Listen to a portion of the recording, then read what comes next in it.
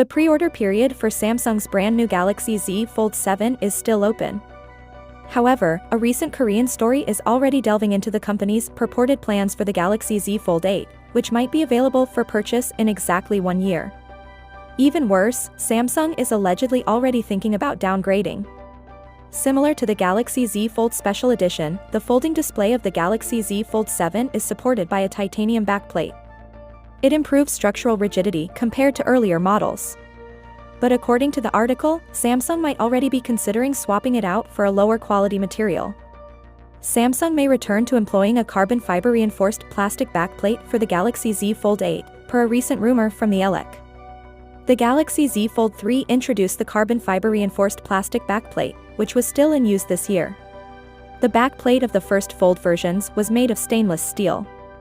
According to the article, using carbon fiber reinforced plastic is easier than obtaining titanium from Chinese suppliers. Furthermore, depending on how the US-China trade issue plays out, the supply of titanium might become problematic. In other words, the absence of a titanium backplate for the Galaxy Z Fold May 8 have more to do with the global economy and politics than with Samsung's own preferences and engineering objectives.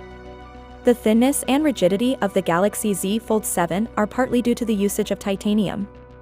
Now, the Galaxy Z Fold 8 has a slim possibility of losing that advantage.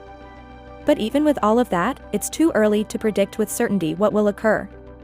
Samsung ought to decide on its goods for the upcoming year really quickly. We'll see where it goes, though. Finally, what are your thoughts about it?